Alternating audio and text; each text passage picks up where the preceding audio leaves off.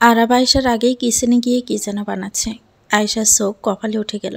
সে দ্রুতই সেখানে গেছে। আরাবের দিকে তাকিয়ে বলল, কি করছেন? আরব স্লাইস করা চিকেনটা এবং তার সাথে সবজিগুলো হালকা তেলে ছেড়ে ভাজতে ভাজতে বলল, একটা মজা রান্না করছে। চিকেনের সাথে হালকা সবজি, ক্যাপসিকাম, এরপর পরিমাণ মতো মশলা দিয়ে হালকা তেলে ভেজে রুটি দিয়ে খেলে ভীষণ টেস্ট হয়। এত রাতে এটা খাওয়ার জন্য বেস্ট হবে। অতিরিক্ত তেল মশলা দিয়ে খাবার এত রাতে হজম হবে না। বয়স হয়েছে তো, বুঝতে হবে। আয়েশা আরাবের কথা শুনে বিস্ময় নিয়ে জিজ্ঞেস করলো, আপনি রান্না করতে পারেন? আরাব হেসে বলল, আমি বিদেশে মানুষ। বিদেশে এত কাজের লোক থাকে না। সেখানে নিজের কাজ নিজেকে করে খেতে হয়। নিজের রান্না নিজেই করে খেয়েছি। আমি সব রান্নাই পারি। সময়ের অভাবে শুধু করা হয় না। তুমি বসো, আমি চিকেনটা ভেজে রুটিগুলো ভেজে নিয়ে আসতেছি। আয়েশা বড় বড় চোখ করে তাকিয়ে বলল, আপনি রুটিও বানাতে পারেন?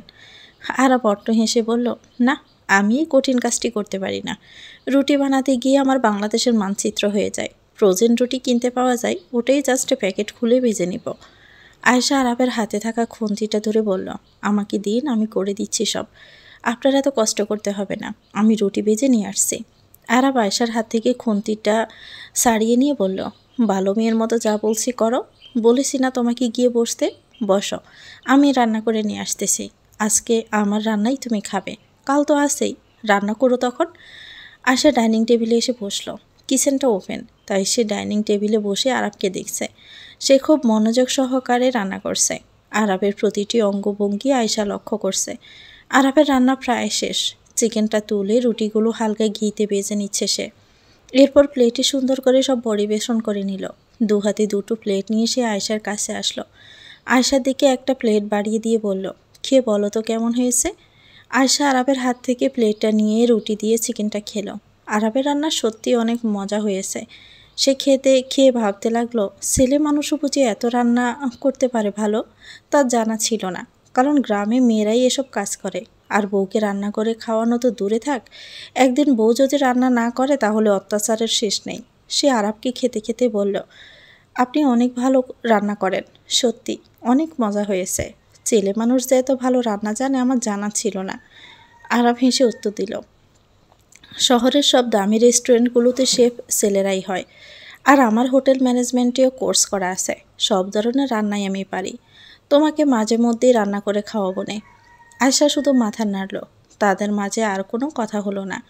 আরাব শুধু খাওয়া শেষ করে বলল, আয়শা, সকালে তৈরি থেকো। কালকে তোমাকে নিয়ে কলেজে যাব। তোমাকে অ্যাডমিট করাবো। কাগজপত্র সব রেডি করা শেষ। আয়শা কেবল মাথা নাড়ল। আরাব তার রুমে চলে গেছে। আয়শা খাবার তখনও শেষ করে লতাকে খেতে বলল। এরপর সে তার রুমে চলে আসলো। বিছানায় গায়ে দিয়ে কেবল সারাদিনের কথা ভাবছে। সব কিছু এত দ্রুত হচ্ছে যে তার ভীষণ ভয় লাগছে তাতে। বারবারই মনে হচ্ছে সবটা যেন স্বপ্ন। এভাবে তার জীবনের এত সুন্দর একটা মনোনিবেশে বুঝতেই পারেনি। সে কেবল আরাবকে চিন্তা করছে। চোখ বন্ধ করলে আরাবের মুখটাই চোখের সামনে ভেসে উঠছে। চটপট করছে সে। সারাক্ষণ আরাবের সাথে থেকে এখন একা একা ভীষণ বিষণ্ণ লাগছে তার। একাকিত্ব যেন তাকে ঘিরে ধরেছে। সকালের অপেক্ষা করছে সে। সময়টা যেন এখন কাটছেই না। চটপট করতে করতেই সে ঘুমিয়ে গেল। বাহিরে আজান হচ্ছে। আয়শা চটপট উঠে নিল। এরপর সরাসরি অজু করে নামাজ পড়ে নিল। নামাজ শেষে গোসল করে চুল শুকিয়ে নিজেকে পরিপাটি করে নিল। সকাল 7টার মধ্যে সে রেডি হয়ে বসে আছে। লতা এসে আয়শাকে কয়েকবার জিজ্ঞেস করলো খাবে কিনা, কিন্তু আয়শার গলা দিয়ে এখন কিছুই নামবে না। আয়শা কেবল আরাবের অপেক্ষা করছে। কখন আরাব উঠবে, তাকে দেখবে, সে চিন্তায় তার মাথা ঘুরছে। ভীষণ অস্থির হয়ে লম্বা লম্বা নিঃশ্বাস নিচ্ছে সে। এরই মধ্যে 8টা বাজল। আরাব উঠে ড্রয়িং রুমে এসে আয়শাকে দেখে কিছুটা চমকে ওঠে। আয়শা এত সকালে সেজেগুজে বসে আছে দেখে সে কিছুটা অবাক হলো। সে আয়শার কাছে গিয়ে বলল, রাতে কি তুমি ঘুমাওনি? আমরা তো বের হব 10টায়। তুমি এত সকাল সকাল কেন তৈরি হয়ে আসো? আয়শা কিছুটা কাঁপা গলায় আমতা আমতা করে বলল, আমি ভাবলাম যদি দেরি হয়ে যায় আর আপনি যদি রেগে যান, তাই দেরি হওয়ার আশঙ্কা থেকে আমি আগেই তৈরি হয়ে গেছি। ভীষণ ভয় লাগছে। এতদিন পড়ালেখার বাহিরে ছিলাম, আবার পড়ালেখা শুরু হবে আজকে থেকে। এই শহরের সবার সাথে তাল মেলাতে পারবো কি না এসব ভেবেই নার্ভাস ফিল হচ্ছে। আরাব আয়শার পাশে বসলো। আয়শার হাত ধরে বলল, আমার বিশ্বাস তুমি সবটা সামলে নিতে পারবে। এখন চলাফেরার ধরন, হাবভাব আমি সব শিখিয়ে দিব তোমাকে। সময় লাগবে রপ্ত করতে, তবে আমার বিশ্বাস তুমি পারবে। তোমার মধ্যে সেই গুণ আমি লক্ষ্য করেছি। আয়শা, অনেক পড়াশোনা করে অনেক বড় হও। আমি চাই তোমার বাবার স্বপ্ন তুমি পূরণ করো, নিজেকে প্রতিষ্ঠিত করো। তোমাকে যেন সবাই তোমার পরিচয় চিনে, সেই বিষয়টাই মাথায় রাখবে। নিজের পরিচয় তৈরি করা অনেক বড় বিষয় আয়শা। নিজেকে যোগ্য প্রমাণ করার এটাই সুযোগ। এই সুযোগকে হেলাফেলা করবে না। বয়সটা আবেগের, আর আবেগকে কন্ট্রোল করতে পারলেই তুমি সাকসেস। আয়শার মনোবল ফিরে আসতে লাগলো আরাবের কথায়। তার বাবার স্বপ্ন ছিল সে বড় ডাক্তার হবে। আয়শা মনে মনে প্রতিজ্ঞা করলো, যত কষ্টই হোক না কেন সে নিজেকে প্রতিষ্ঠিত করবে, বড় ডাক্তার হবে। একদিন সবার সামনে বুক ফুলিয়ে বলবে, আমি ডাক্তার আয়শা। তার মানসিক শক্তি বৃদ্ধি পেতে লাগলো। সে আরাবকে ধরে বলল, আপনি আমার পাশে থাকলে আমি সব পারবো। আমি আপনার কথার মাঝে শক্তি খুঁজে পাই। আমার শক্তির যোগানদাতা আপনি। আমি আপনার চাওয়াকে কখনোই অসম্মানিত হতে দিব না। ইনশাল্লাহ আমি আমার বাবার স্বপ্ন পূরণ করব, আপনার চাওয়া পূরণ করব, নিজের একটা পরিচয় তৈরি করব। আয়শার কথা শুনে আরাবও বেশ সাহস পেল। আয়শাকে নিয়ে নামাজ উদ্দেশ্যে জয়ী হবে এটাই তার মনে হচ্ছে। আরাব আয়শাকে বসতে বলে নিজে পরিপাটি হয়ে নেয়। ঘড়ির কাঁটায় 9টা বাজে। আরাব ফ্রেশ হয়ে ডাইনিং টেবিলে বসে আয়শাকে আসতে বলল। আয়শা আরাবের ডাকে সাড়া দিয়ে ডাইনিং টেবিলে বসলো। এরপর দুজন মিলে সকালে নাস্তা করলো। নাস্তা করতে করতে 30 মিনিট পার হয়ে গেছে। নাস্তা শেষে নিজেদের গুছিয়ে নিয়ে গন্তব্যের দিকেই রওনা দিয়েছে। তারা ঠিক 11টায় কলেজে পৌঁছালো। আরাব আয়শাকে নিয়ে কলেজের অফিসে প্রবেশ করলো। এরপর আয়শাকে ভর্তি করিয়ে দিল। ভর্তির আগে অবশ্য আয়শার ছোটোখাটো ইন্টারভিউ তারা নিয়েছে। আয়শার বিচক্ষণতা দেখে তারা বেশ মুগ্ধ। কলেজ শিক্ষিকা তানিয়া আরাবকে ডেকে বললেন, আয়শাকে ভর্তি করানোর জন্য আপনার কোনো এক্সট্রা চার্জ লাগবে না। আয়শার মতো একটা স্টুডেন্ট পেয়ে আমরা খুশি। বেশ বিচক্ষণ আর পটু। এ মেয়েকে দিয়ে কিছু একটা হবেই। আমরা বেশ আশাবাদী আয়শাকে নিয়ে। আমরা আয়শাকে ভর্তি নিয়ে নিয়েছি। আয়শা কাল থেকে ক্লাস শুরু করলেই হবে। ক্লাস টাইম সকাল 9টা থেকে 2টা পর্যন্ত। আর আমাদের কলেজের একটা ড্রেস কোড আছে, সেটা কলেজের সামনে টেলার্সকে বলেই বানিয়ে দিবে। আরাব শিক্ষিকা তানিয়ার কথা শুনে একটা স্বস্তির নিঃশ্বাস ফেলল। কলেজ থেকে বিদায় নিয়ে তারা বের হলো। এরপর আয়শাকে নিয়ে টেলার্সে এসে কলেজ ড্রেস অর্ডার দিয়েছে। কলেজ ড্রেস অর্ডার দেওয়ার পর তারা আবার গাড়িতে উঠল। আরাব আয়শাকে গাড়ি চালাতে চালাতেই বলল, কলেজের শিক্ষক শিক্ষিকারা আজকে যেমন প্রশংসা করেছে, আমি এই প্রশংসাটা সব সময় তোমার কাছ থেকে শুনতে চাই। নিজের এই মানটা ধরে রেখো। আয়শা নম্র গলায় উত্তর দিল, আমি সব সময় চেষ্টা করব ইনশাল্লাহ। আয়শা আরও কিছু বলতে যাবে এমন সময় লক্ষ্য করলো একটা ট্রাক নিয়ন্ত্রণ হারিয়ে তাদের গাড়ির দিকে এগিয়ে আসছে। আরব দ্রুত তাদের গাড়িটা সাইড করতে নিয়েও শেষ রক্ষা হলো না। সাথে সাথে ট্রাকের সাথে ধাক্কা খেল গাড়িটা। আর আবার আয়শা গাড়ির দরজা খুলেই পাশে ছিটকে পড়ল। আয়শার কপাল পাশে থাকা দোকানের শাটারে লেগে কেটে গড়গড়িয়ে রক্ত বের হতে লাগলো। আরাব আয়শার কপালে রক্ত গড়িয়ে পড়তে দেখে আতঙ্কিত হয়ে গেছে। পুরনো সেই রোগটা তাকে আবারও ঘিরে ধরল। সে কাঁপতে কাঁপতে জ্ঞান হারালো। আয়শার একার পক্ষে আরাবকে তুলে হাসপাতালে নিয়ে যাওয়া সম্ভব না। তাই রাস্তায় অনেকেরই সাহায্য সে চাচ্ছে, তবে সবাই কেবল ভিডিও আর ছবি তোলাই ব্যস্ত। আয়শা এতবার করে সবাইকে বলছে হেল্প করতে, কিন্তু কেউ এগিয়ে আসছে না। আয়শার রাগটা বাড়তে লাগলো মানুষের এসব কাণ্ড দেখে। সে নিজের ওড়নাটা দিয়ে কপাল বেঁধে নিল, যাতে করে রক্ত না পড়ে। এরপর যারা যারা ছবি ভিডিও করছিল তাদের মধ্যে থেকে একজনের ফোন নিয়ে রাস্তায় আছাড় মারল। সাথে সাথে ফোনটা ভেঙে টুকরো হয়ে গেছে। আয়শা ফোনটা আছাড় মেরেই বলে উঠল, ও মানুষের দল, একটা লোক জ্ঞান হারিয়েছে, তোরা হাসপাতালে নিতে সাহায্য তো করছিস না, উল্টো আবার ছবি ভিডিও করছিস। তোরা তো মানুষ না, কুত্তার দল। কুত্তার মতো এখানে এসে ঘেউ ঘেউ করছিস। মানুষটার অবস্থা খারাপ, সেদিকে কি তোদের হুঁশ নাই? আয়শার কথা শুনে তাদের মধ্যে থেকে একজন তেড়ে এসে আয়শাকে আঘাত করতে নিল। সে সাথে যার ফোন ভেঙেছে সে ওর আগে আয়শাকে মারতে আসতে নিল। ঠিক তখনই পিছন থেকে একজন সে ছেলেকে একটা লাথি দিল। সাথে সাথে ছেলেটি দূরে ছিটকে পড়েছে। সে সাথে পাশে থাকা অপর ছেলেটিকেও লাথি দিয়ে দূরে ফেলে দিয়েই বলল, মিরাজ, এদের সব কয়টাকে ধরে থানায় নিয়ে চল। ওদের এমন আদর করবি যাতে এরপর কোনো অ্যাক্সিডেন্ট হলে ভিডিও তো দূরে থাক, প্রয়োজনীয় কলও যেন ফোন তুলে ধরতে না পারে। রাস্তায় এসে মাস্তানি শুরু করছিস, লাফাঙ্গা পোলাপাইন। একটা ফোন পাইছিস আর যেখানে সেখানে ভিডিও করা বেড়াচ্ছিস।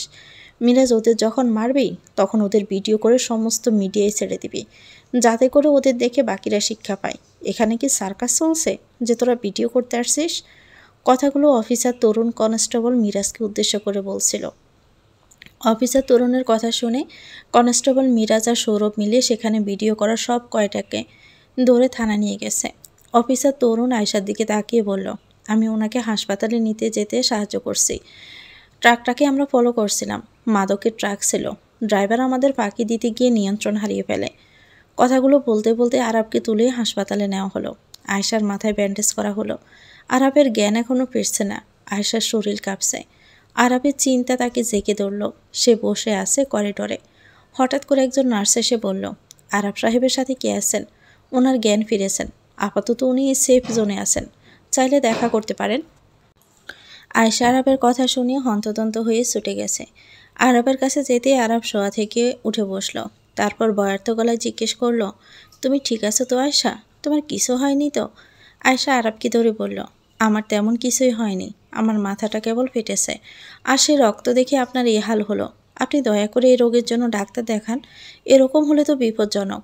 আমার কখনো কোনো বিপদ হলে বা রাস্তায় কারো বিপদ হলে, কারো রক্ত ঝরলে আপনি তো স্থির থাকতে পারবেন না। আর আপনি যদি অসুস্থ হয়ে যান তখন কে আপনাকে নিয়ে দৌড়াবে? এই অচেনা শহরে কেউ আসে না সাহায্য করতে। সবাই কেবল আসে নিজেদের স্বার্থ হাসিল করতে। আপনি যখন জ্ঞান হারিয়েছিলেন তখন আমাকে একটা মানুষও সাহায্য করতে আসেনি। অফিসার তরুণ যদি না থাকতো তাহলে আমাদের যে কী হতো? কথাটা শেষ করতে না করতে অফিসার তরুণ কেবিনে এসে আরবকে জিজ্ঞেস করলো, কিরে, শরীর কেমন তোর? আর আয়শা আমিও এগিয়ে আসতাম না। এই দেশে পুলিশও এত ঝামেলায় জড়াতে চায় না। কেউ যদি অভিযোগ করে ডেকে না আনে তাহলে পুলিশও এসব ঝামেলা দেখেও না দেখার ভান করে চলে যায়। মানুষ কখনো মানুষের জন্য না। আরাব আমার বন্ধু বলেই তখন এগিয়ে এসেছিলাম। আরাবকে নিয়ে হাসপাতালে এসেছি। না হয় কখনোই এতটা কোঅপারেটিভ হতাম না। বিষয়টা স্বার্থপর লাগলো, এটাই সত্যি। একটা লাশও যদি দুই থানার মাঝখানে পড়ে আমরা সে লাশ মেপে যে থানায় বেশি অংশ থাকে সে থানায় পাঠাই দেই। নিজেদের উপর এত ঝামেলা নেই না, কারণ থানায় ঝামেলা শেষ থাকে না। যাই হোক, এসব কথা বাদ দেই। এরপর আরাবের দিকে তাকিয়ে জিজ্ঞেস করলো, আরাব, শরীর কেমন লাগছে তোর? আরাব অফিসার তরুণের পিঠে একটা থাপ্পড় দিয়ে বলল, বেটার লাগছে। শরীরটা ভীষণ কাঁপছিল, এখন ঠিক আছে। ওই যে ব্লাড নিতে পারি না, দেখলেই যে পুরনো অ্যাক্সিডেন্ট মনে পড়ে যায়, যার জন্য চাইলেও নিজেকে সামলাতে পারি না। মানসিক রোগ হয়ে গিয়েছে ব্যাপারটা। যতই বলতে চাই সে স্মৃতি বারবার হানা দেয়। পিছু ছাড়ছে না সেই কালো অধ্যায়। নিজেকে সামলিয়েও পেরে উঠিনি। আর এখন তো মনে হচ্ছে যত বয়স বাড়ছে সামলানোর ক্ষমতা তত কমছে। অফিসার তরুণ আরাবের কথা শুনে সবগুলো কথাকে উড়িয়ে দিল, যাতে করে এই বিষয় নিয়েও আরও বেশি কথা না বাড়ে। তাই তিনি বললেন, আরে বাদ দে সেসব কথা। আর এখন যে নির্মম অতীত মনে করতে চাই না। এবার বলতো, তুই বিয়ে করে ফেলছিস আর আমরা কেন দাওয়াত পেলাম না? অ্যাক্সিডেন্ট না হলে তো জানতেই পারতাম না তুই বিয়ে করে ফেলেছিস। আমি তো ভেবেছিলাম তোর কোনো আত্মীয় হবে। পরে আয়শার মুখে শুনলাম তোর স্ত্রী। আমি তো একদম অবাক হয়ে গেলাম এটা শুনে যে তুই বিয়ে করেছিস। অষ্টম আশ্চর্য লাগছিল। এই ঘটনার মাঝে বুঝতে পারলাম মানুষ একটা সময় সঙ্গ চাই, সব ভুলে যেতে চাই। আরাব হালকা হেসে বলল, জানানোর সুযোগ পাইনি, আর একটু সময় নিতে চাচ্ছি নিজেদের মধ্যে বোঝার জন্য। বিয়েরও একটা বড় কাহিনী আছে, বাসায় আয়, একদিন বলবো নি তোকে। জীবনে কখন যে কি ঘটে যায় বোঝা যায় না, হুট করেই সব হয়ে যায়। সবই আল্লাহর পরিকল্পনা। আমাদের পরিকল্পনা কেবল মানসিক সান্ত্বনা। যা হয় সব আল্লাহর পরিকল্পনাতেই হয়। যাই হোক, দিনকাল কেমন যাচ্ছে তোর? পরিবারের সবাই কেমন আছে? অফিসার তরুণ দীর্ঘ নিঃশ্বাস ফেলে বলল, বাচ্চারা আর আমি ভালোই আছি। বাচ্চার মায়ের খবর জানি না। 8 মাস হয়ে গেলেও আমরা আলাদা থাকছি। ডিভোর্স হলো 4 মাস হয়েছে। বাচ্চাদের খোঁজও নিতে আসে না। কাহিনী বলে শেষ করতে পারবো না বলতে গেলে। তাহলে বাদ দে সে বিষয়টা। সে ভালো থাকুক। আমিও ভালো আছি বাচ্চাদেরকে নিয়ে। তবে তোর বিয়েতে আমি খুব খুশি হয়েছি। জীবনটাকে সাজানোর একটা সিদ্ধান্ত নিয়েছি, সেটা ভালো। একা জীবন পার করা কষ্ট। দিন শেষে একজন লাগে যাকে সব বলা যায়, সব শোনানো যায়। যার সেই মানুষটা নেই, তার জীবনে কষ্টে শেষ নেই। দূর, কী যে শুরু করলাম। বাদ দে এসব করুণ কাহিনী। তুই বাসায় গিয়ে রেস্ট কর। আমি এদিকে সব ম্যানেজ করে নিচ্ছি। গাড়িটা থানায় আছে, সময় করে পাঠিয়ে দিব। অফিসার তরুণ বের হওয়ার জন্য উঠে দাঁড়ালো। আয়শা আর আরাব অফিসার তরুণকে বিদায় দিল। আরাব হাসপাতালের সকল বিল পরিশোধ করে বাসায় আসলো। শরীরটা একটুও ভালো লাগছে তার। তবে আয়শার মাথাটা ভীষণ ব্যথা করছে। চোখে ঝাপসা লাগছে তার। ঘরে প্রবেশ করে দাঁড়ানো থেকে বসে পড়ল সে। আয়শাকে হুট করে বসে পড়তে দেখে আরাব দ্রুত দৌড়ল। তাকে ধরে সোফায় বসিয়ে বলল, এনিথিং রং? আয়শা ঢোক গিলে বলল, মাথাটা ভীষণ ব্যথা করছে আর শরীরটা অনেক ভার ভার লাগছে, চোখও ঝাপসা লাগছে। আরাব লতাকে দিয়ে প্রেশার মাপার মেশিনটা আনালো। মেশিনটা দিয়ে প্রেশার মেপে দেখলো প্রেশার অনেক লো। সে তৎক্ষণাৎই লতাকে বলল গ্লাসে করে চিনির পানি নিয়ে আসতে। লতা আরবের কথায় দ্রুত চিনির পানি নিয়ে আসলো। আরব সেটা আয়শাকে খাইয়ে দিয়ে বলল, আয়শার একটু বেটার লাগছে। আয়শার শারীরিক উন্নতি দেখে আরব আয়শাকে বলল, চোখ বন্ধ করে রেস্টে নাও, মাথায় আঘাত পেয়েছ তাই আরও খারাপ লাগছে। ডক্টর যা ওষুধ দিয়েছে সেগুলো খেয়ে নাও, এরপর একটা লম্বা ঘুম দাও। আরব আয়শার দিকে ওষুধগুলো এগিয়ে দিল। আয়শা ওষুধগুলো খেয়ে চোখটা বন্ধ করেছে। তার শক্তি নেই হেঁটে তার রুমে যাওয়ার, তাই আরবে আয়শাকে কোলে নিয়ে ওই রুমে গেল। তাকে বিছানায় শুইয়ে দিল।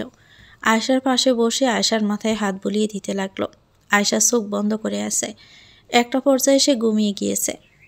রাত তখন প্রায় 2:30। আয়শার ঘরের মৃদু লাইটটা জ্বলছে। চোখগুলো টেনে তাকালো সে। মনে হচ্ছে আবসা একটা ছায়া দেখছে সে ভালো করে তাকানোর চেষ্টা করেও পারছিল না। নিজের সাথে বেশ যুদ্ধ করে চোখগুলো বড় বড় করে তাকালো। তারপর ছায়াটা লক্ষ্য করে পেছন ফিরে আতকে উঠে বুকে থুতু দিয়েছে। আয়শা লতাকে দেখে অনেকটা ভয় পেয়ে গেছে। লতা হাতে একটা ছুরি নিয়ে দাঁড়িয়ে আছে দরজার পাশে। আয়শার ভয়টা বাড়তে লাগলো। সে জোরে বলে উঠল, লতা, এখানে ছুরি নিয়ে কী করছো? আমাকে আমার দরজার সামনে ছুরি নিয়ে কি চাই? কি হচ্ছে? কথা বলছো না কেন? তোমার মোটিভ কি? তুমি কি সত্যি কাজ করতে আসছো নাকি অন্য কিছু? কি হলো, কথা বলছো না কেন? লতা আয়শার দিকে ছুরি নিয়ে তেড়ে আসলো। আয়শাকে আঘাত করতে গিয়েও সে থেমে গিয়ে বসে পড়ল। এরপর হু হু করে কেঁদে উঠল। আয়শার হাত ধরে বলল, আমাকে আপনাকে খুন করতে এখানে পাঠানো হয়েছে, কিন্তু আমি পারুম না আপনারে খুন করতে। আপনার মতো ভালো মানুষে খুন করলে আমার ভালো হইব না। বিশ্বাস করেন, আমার বাবারে ওরা আটকে রাখছে, বলছে এই বাসায় কাজের লোক হয়ে ঢুকে আমি যেন আপনারে সময় মতো খুন করি। আমি কোনোভাবেই পারতেছি না। বলছে কথা মতো যদি কাজ না করি তাহলে আমার বাপরে মাইরা ফেলবো। আপু, আমার সন্তানও মারা যায় নাই। ওদিন সব সত্য বললেও একটা মিথ্যা বলছিলাম। আমার সন্তান বেঁচে আছে। আমার বাচ্চা শিশুটারেও আটকে রাখছে। কিন্তু আমি আপনারে খুন করতে পারবো না। সোনিয়ারেও খুন করছে তারা। আমার সন্তান যদি মারা যায়, আল্লাহর কাছে ভালো থাকুক এই দোয়াই করি, কিন্তু এত বড় পাপ কাজ আমি করতে পারবো না। লতা কাঁদতে লাগলো। আয়শা এর মানে কিছুই বুঝতে পারছে না। সে লতার দিকে তাকিয়ে বলল, কে তোমাকে এই কাজের জন্য পাঠিয়েছে? আমার স্বামী আরাব।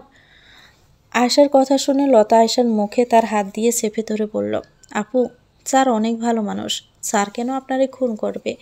স্যার তো আপনারে ভালোবাসে। আমারে পাঠাইছে পুলিশ অফিসার তরুণ। তিনি আমারে এই পর্যন্ত আসতে বলেছে। সুজনরে ফাঁসাইয়া এই বাসায় ঢুকতে কইছে।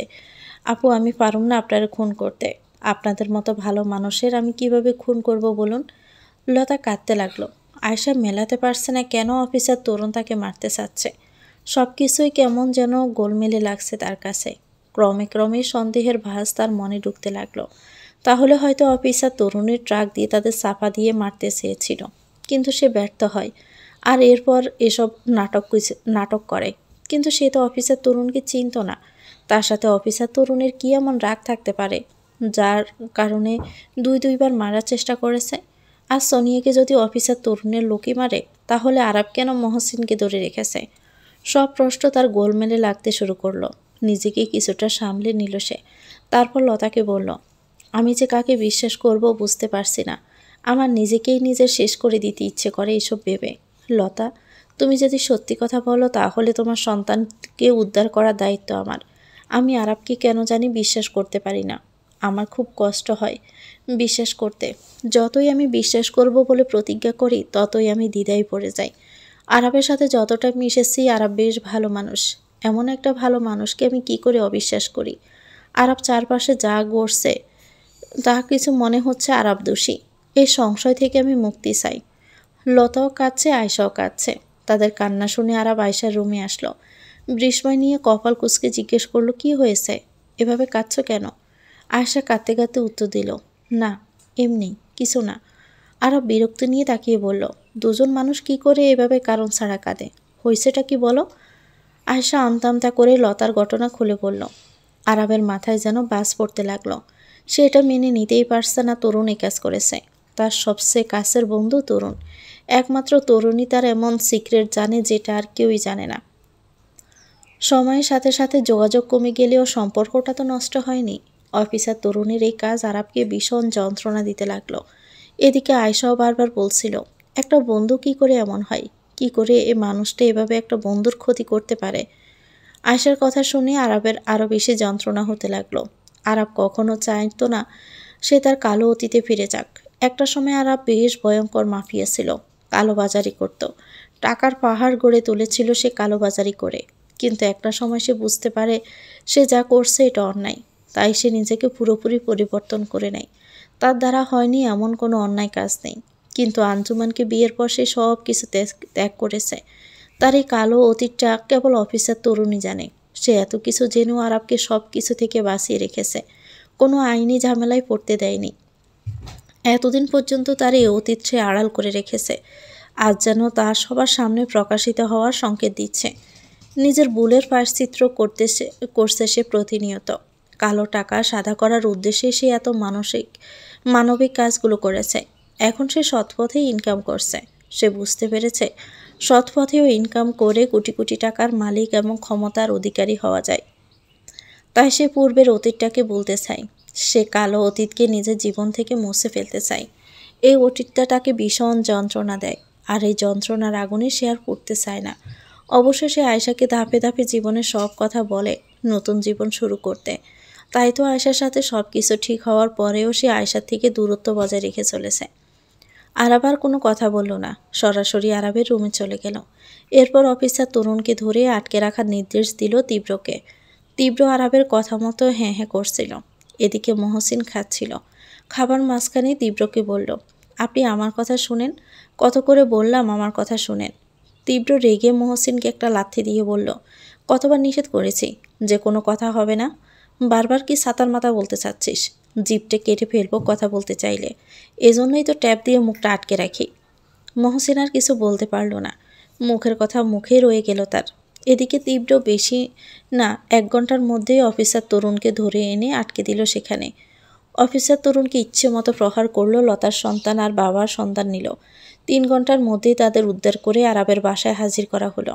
আরাব লতাকে তার সন্তান ফিরিয়ে দিয়ে বলল, এটা তোমার সততার পুরস্কার।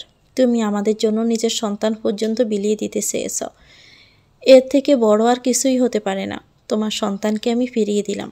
ওর জীবনে চলার পথে যত খরচ লাগে সব আমি দিব। আয়শা এসব দেখে অবাক হচ্ছিল। আরাব কি করে লতার সন্তানকে এত দ্রুত উদ্ধার করলো সে বুঝতে পারছে না। আরাবের দিকে তাকিয়ে আছে সে, কিছু বলতে চেয়েও পারছিল না। কিছুক্ষণ স্তব্ধ থেকে বলল, কিন্তু মহসিন তো নির্দোষ, তাকে কেন ধরে রাখা হলো? আয়শা জানতে চাইলে আরাব জানায়, মহসিন নির্দোষ না। সেই এই সোনিয়াকে খুন করেছে এটা আমি নিশ্চিত। আর সেটা সে তরুণের কথায় করুক বা অন্য কারো কথায়, মহসিনের শাস্তি মহসিন পাবে। সময়ের বহমান নদীর স্রোতে সময় চলছে। আয়শা কলেজে যাচ্ছে, পড়াশোনা শুরু করেছে, সময় ভালোই যাচ্ছে তার। আরবের সাথে সম্পর্কটাও ধীরে ধীরে তার ঘনিষ্ঠ হতে লাগলো। সব কিছু মিলিয়ে তাদের জীবন সুন্দর করে এগোচ্ছিল। দেখতে দেখতে 3 মাস কেটে গেছে। সেদিন মহসিনকে থানায় নিয়ে যাওয়ার কথা, কিন্তু সেদিন রাতে বিষ প্রয়োগে মহসিনের খুন হয়। এখানে মূল টুইস্ট ছিল এটা যে তীব্র খাবারে বিষ মেশায়নি। এ বাসায় সে একা থাকে। একা বাসায় তাহলে কে বিষ মেশালো? মহসিনের মৃত্যুর কথা শুনে আরাব চমকে উঠেছে। সে মহসিনকে মারতে চায়নি, সে কেবল চেয়েছিল মহসিনকে শাস্তি দিতে। কিন্তু এখানে একটা বিশাল প্রশ্ন দাঁড়ায়, মহসিনকে তাহলে কে খুন করেছে? তৃতীয় ব্যক্তিটা কে যে তাদের মাঝে আছে? অফিসার তরুণ তো আটক, তাহলে কে সে ব্যক্তি যে মহসিনকে খুন করেছে আর এত বড় একটা গেম খেলছে? এখানে তারা কেবল সেই ব্যক্তির গুটি হয়েই খেলছে। সে খুনের রহস্য তলিয়ে দেখতে গিয়ে সামনে আসলো একটি বড় সত্য, যার ধাক্কা সইতে তার ভীষণ কষ্ট হচ্ছিল। জীবনের ফেলে আসা অতীত যে তাকে এভাবে হানা দিবে কে জানত। 13 বছর আগের কাহিনী যেন আবারও ফিরে আসলো। আরাব বসে পড়েছে মেঝেতে। তীব্রর একটা কল আরাবের অশান্তি বাড়িয়ে দিয়েছে। এটা কি করে সম্ভব সে ভাবছে।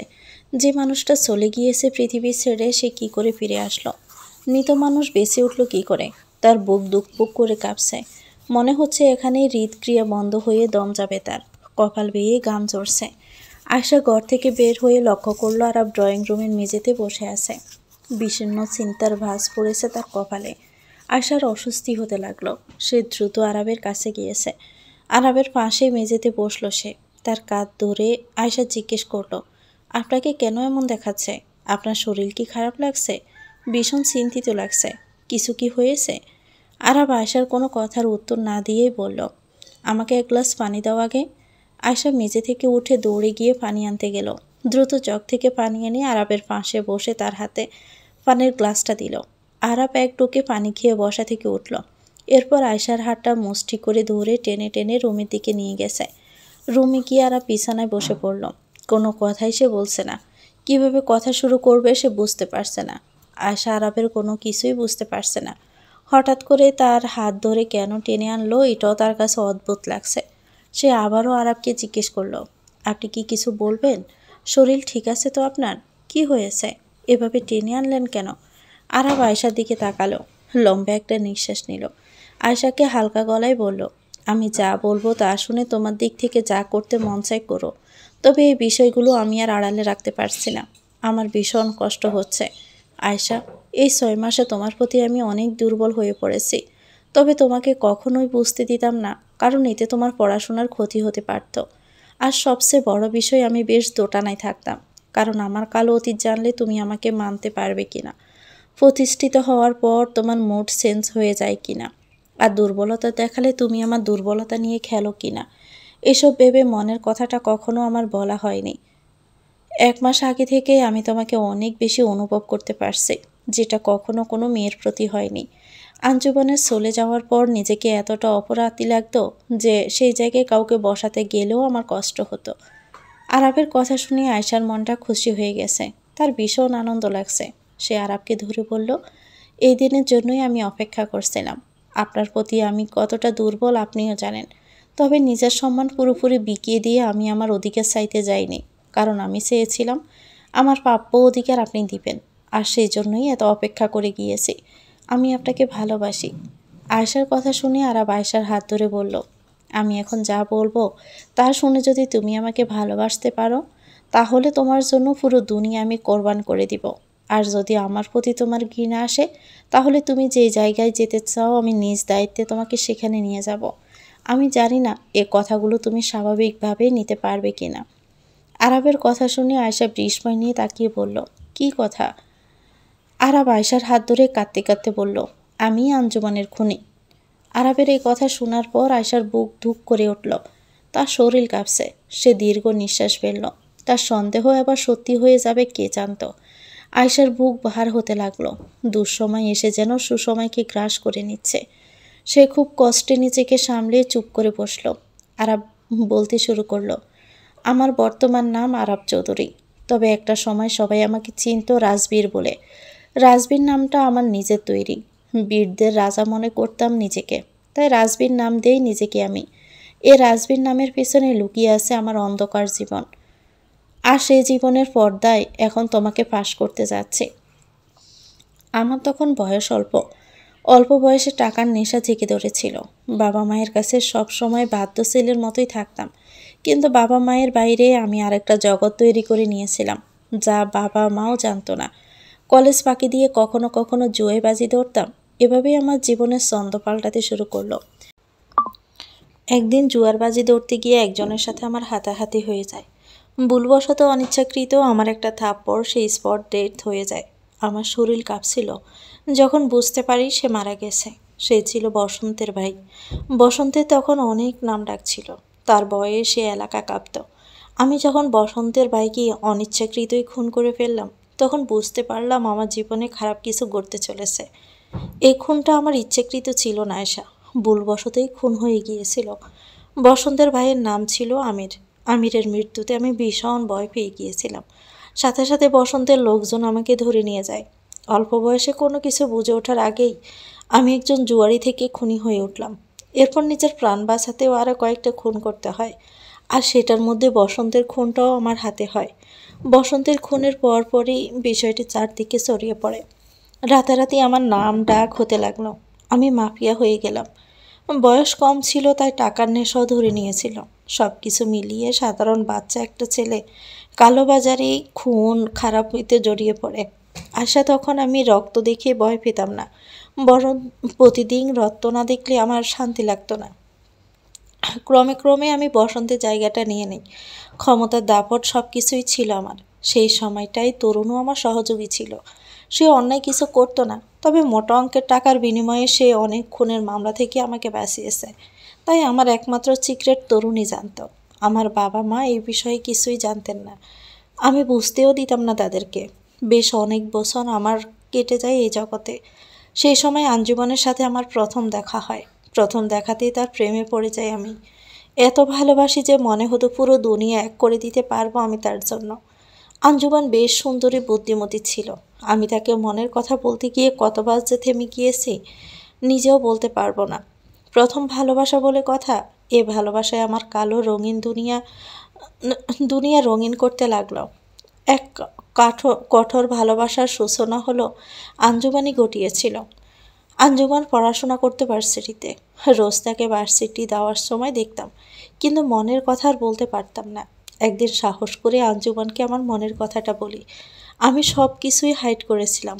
আমার জীবনের অতীত আমি লুকিয়েছিলাম, কিন্তু আমি যা অনার্স সেকেন্ড ইয়ারের পর আর পড়িনি সেই বিষয়টি লুকাইনি। আমাকে সে জিজ্ঞেস করছিল কি করি, বলছিলাম বিজনেস করি। কিসের বিজনেস ডিটেলসে সেও জানতে চাইনি, আমিও বলিনি। তবে আঞ্জুমান তুখোড় মেধাবী ছিল। সে পড়াশোনা খুবই ভালোবাসত। তাই সে জানায় সে আমাকে বিয়ে করবে যদি আমি পড়াশোনা শেষ করি, মানে অনার্স শেষ করে গ্র্যাজুয়েশন করি। আমি আঞ্জুমানের এই কথায় রাজি হয়ে গেলাম। এই ভালোবাসার জন্য সিদ্ধান্ত নিলাম সব কিছু ছেড়ে দিব। এই কালো অধ্যায় জীবনে রাখবো না। আর সেই সিদ্ধান্ত থেকে সব কিছু গুটিয়ে নিলাম। সেই সময় তরুণ আমাকে ভীষণ সাপোর্ট দিয়েছে। একটা কালো জায়গা থেকে সরে আসতে চাইলেও সেখান থেকে সহজে সরে আসা যায় না। কত ঝামেলায় আমি পড়েছি গুণে শেষ করা যাবে না। দীর্ঘ 1 বছর প্রচেষ্টার পর আমি সেখান থেকে ফিরে আসি। আঞ্জুমানের সাথে কথা বলে বিদেশে পড়াশোনার জন্য যাই। পড়াশোনা বেশ অল্প সময় শেষ করে দেশে এসে আঞ্জুমানকে বিয়ে করি। যেদিন আঞ্জুমানকে আমার করে পাই সেদিন মনে হয়েছিল পুরো পৃথিবী আমি পেয়ে গিয়েছি। আমি আস্তে আস্তে হালাল ব্যবসা শুরু করি। ব্যবসাতেও বেশ সাফল্য আসা শুরু করলো। যেহেতু সব কিছু নতুন করে শুরু করতে হয়েছিল তাই ব্যবসাতে ভীষণ মন দিতে হতো আমার। আর এই বিষয়টার জন্যই আঞ্জুমানের প্রতি একটু খেয়াল কেয়ার আমার কমে গিয়েছিল। আমি কেয়ার করতাম না বিষয়টা এমন না, আমি বরং তার মতো করে তাকে ট্রিট করতে পারছিলাম না। একটা সময় পর আমি লক্ষ্য করলাম আঞ্জুমান সুনীলের একটা কেমিস্ট্রি। আমি বুঝতে পারতাম আঞ্জুমানের সাথে সুনীলের কিছু একটা চলছে। আঞ্জুমান ধীরে ধীরে সুনীলের প্রতি দুর্বল হতে লাগলো। এই বিষয়টা আমার আত্মসম্মানে আঘাত হানতে লাগলো। যে মেয়েটার জন্য আমি আমার পুরো জীবন পাল্টে দিয়েছিলাম, সে মেয়েটির আমার প্রতি এত অশ্রদ্ধা আমি মানতে পারছিলাম না। বেশ কয়েকবার আঞ্জুমানকে আমি ওয়ার্ন করি, কিন্তু সে তার গতিতেই ঠিক ছিল। লজ্জায় আমি সুনীলকে কিছু বলতেও পারতাম না, জিজ্ঞেসও করতে পারতাম না। আমার ইগুতে লাগলো বিষয়টা। অনেক ভেবে সুনীলকে আমি কাছ থেকে ছাড়িয়ে দেই।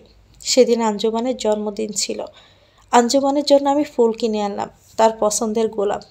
আমি সেদিনের পর থেকে আঞ্জুমানকে তার মতো করে ভালোবাসতে চেয়েছিলাম, তবে আঞ্জুমান সেটা চায়নি।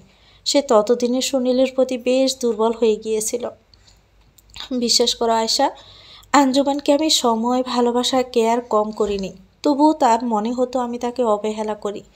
সত্যি বলতে কি জানো, সে আমাকে ভালোবাসতেই পারেনি। আমার প্রতি তার মোহ কেটে গিয়েছিল। কেন কেটে গিয়েছিল সেটাও আমার জানা নেই। সেদিন আঞ্জুমানকে জন্মদিনের গিফট দিতে গিয়ে আসল সত্যটা বেরিয়ে আসলো। আঞ্জুমান আর সুনীল আগ থেকে পরিচিত ছিল। তারা আগে থেকে একটা সম্পর্ক ছিল। আঞ্জুমান চেয়েছিল আমার সাথে বিয়ে করে একটা মোটা অঙ্কের কাবিন দাবি করে বা টাকা পয়সা নিয়ে সুনীলের সাথে সংসার বাঁধবে। এত বড় ছলনা, এত বড় মিথ্যে আমি মানতে পারিনি। সে তার দোষ ডাকতে সবার কাছে বলে বেড়াতো আমি তাকে কম সময় দেই, পাইরুটি কম দেই, সেজন্য তার মানসিক অশান্তি হয়। সে কৌশলে ডায়েরি লিখেছিল, যাতে করে সে ডায়েরি দেখে সে চলে যাওয়ার পর নিজেকেই আমি দোষী মনে করি। ওই যে বললাম না, ভীষণ বুদ্ধিমতী ছিল। কিন্তু সেদিন সুনীলকে তাড়িয়ে দেওয়ার রাগে তার মুখ থেকে আসল কথাগুলো বের হয়ে আসে। সে রাগেই বলে ওঠে, আমি তোমাকে কখনোই ভালোবাসতাম না।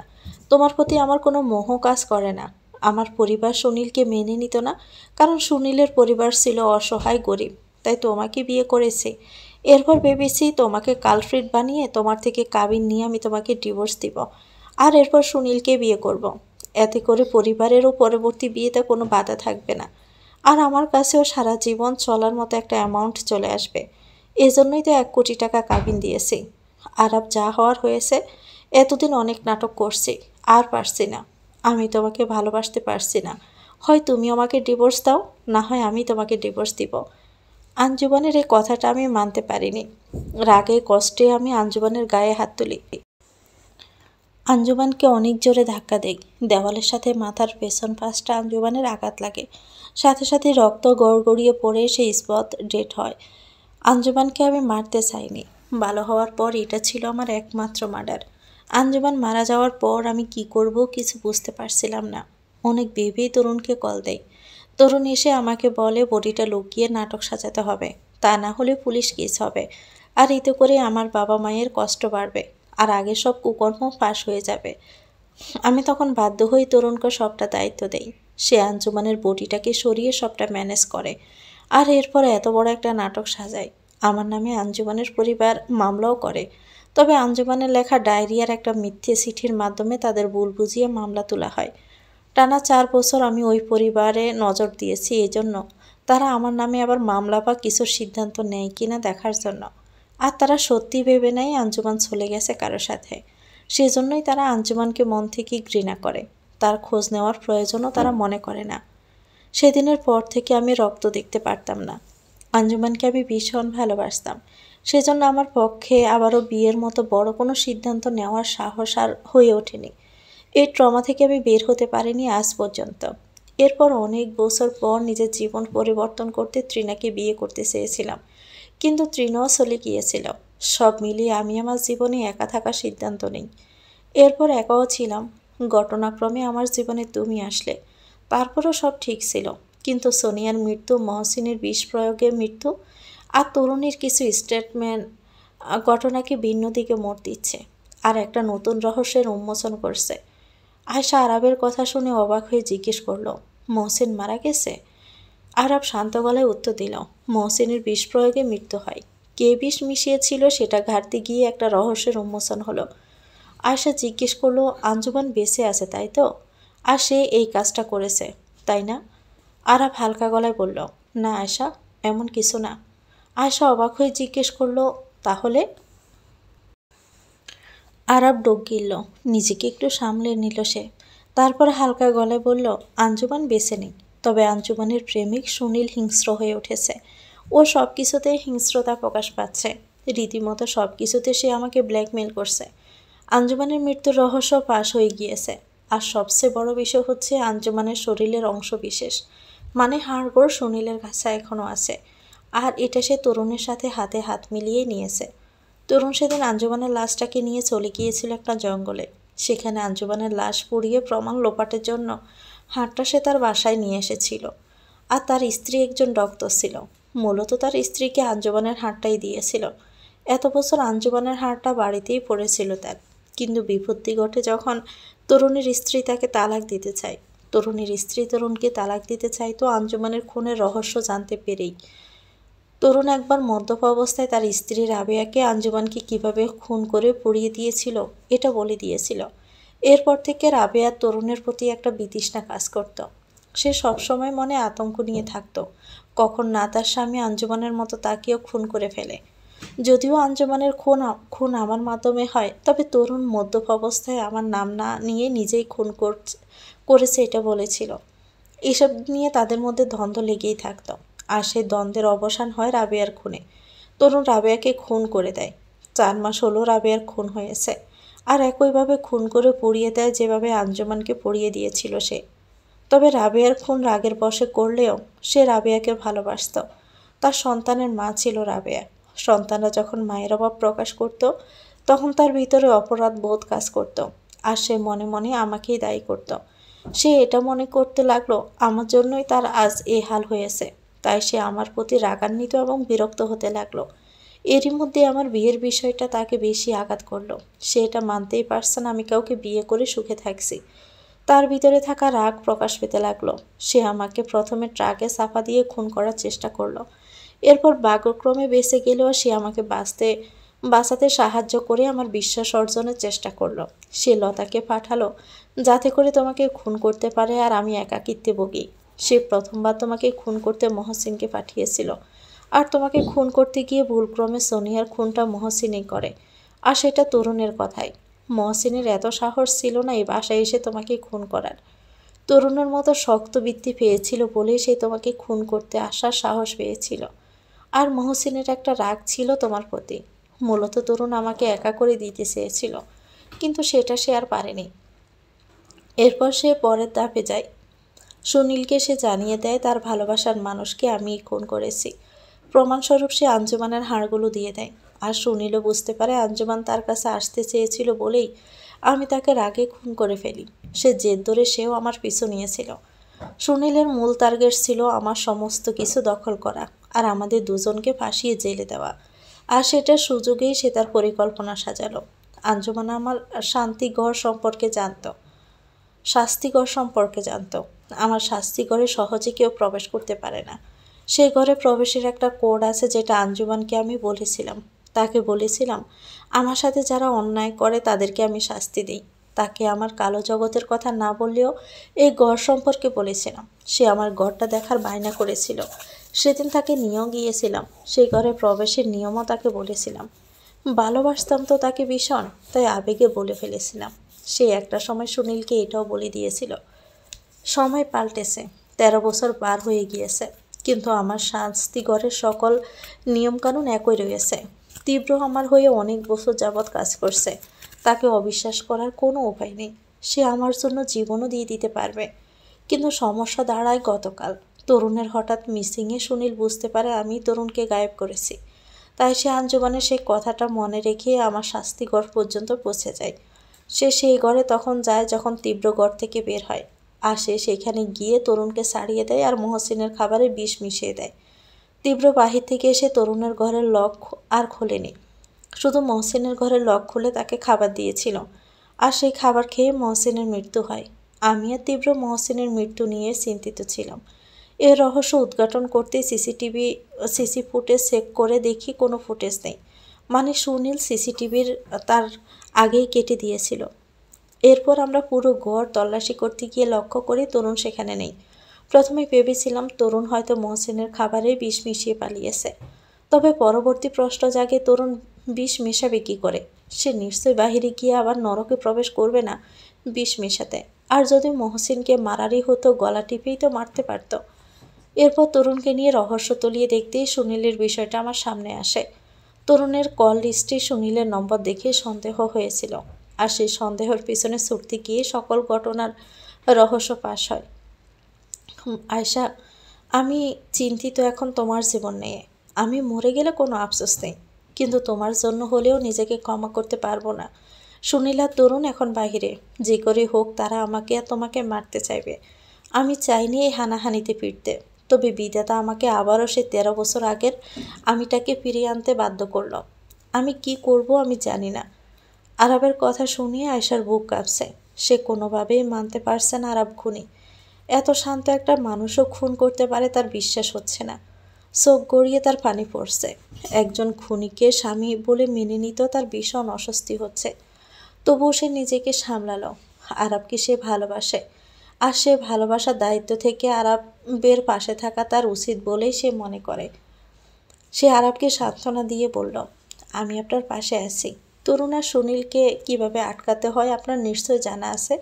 এখন তো আমাদের বাঁচতে হলে তাদের মারতে হবে। এটা তো আমাদের ইচ্ছাকৃত না, আর অনিচ্ছাকৃত কোনো কিছুই অপরাধ না। আয়শার কথা শুনে আরব আয়শাকে জড়িয়ে ধরে জোরে জোরে কাঁদতে লাগলো। এ প্রথমবার আয়শাকে আরব জোরে জড়িয়ে ধরেছে। আয়শা আরবের এই স্পর্শে নিজেকে বিলিয়ে দিল। ভীষণ শান্তি লাগছে তার।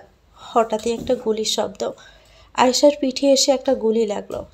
আয়শা বুঝে ওঠার আগেই ঢলে পড়ল। আরব অবাক হয়ে তাকিয়ে দেখলো সামনে তরুণ আর সুনীল। আয়শার পিঠ থেকে রক্ত গড়িয়ে পড়ছে। আরবের রক্ত দেখে হাত পা কাঁপতে লাগলো। আরবের অবস্থা দেখে আয়শা বলল, আমার রক্ত দেখে আপনি নিজেকে গড়িয়ে ফেলবেন না। বুকে সাহস নিয়ে রুখে দাঁড়ান, না হয় ওরা আপনাকেও খুন করে ফেলবে। আয়শার কথা শুনে আরব নিজেকে সামলাতে লাগলো, কিন্তু বরাবরই তার হাত পা কাঁপছে, মস্তিষ্ক শিথিল হয়ে যাচ্ছে। হঠাৎ করে একটা গুলি তার হাতে লাগলো, আর সাথে সাথে সে মাটিতে লুটিয়ে পড়ল। তো ভিউয়ার্স, গল্পটির নাম হচ্ছে বেহালার সুর। লিখেছেন শারমিন আসল নিপা। এটা গল্পের দ্বিতীয় অংশ। পরবর্তী অংশ পেতে চ্যানেলটিকে সাবস্ক্রাইব করে আমাদের সাথে থাকবেন। ভিডিও ভালো লাগলে একটি লাইক দিয়ে দিবেন, কমেন্ট করে জানাবেন কেমন লেগেছে। আল্লাহ হাফেজ, আসসালামু আলাইকুম।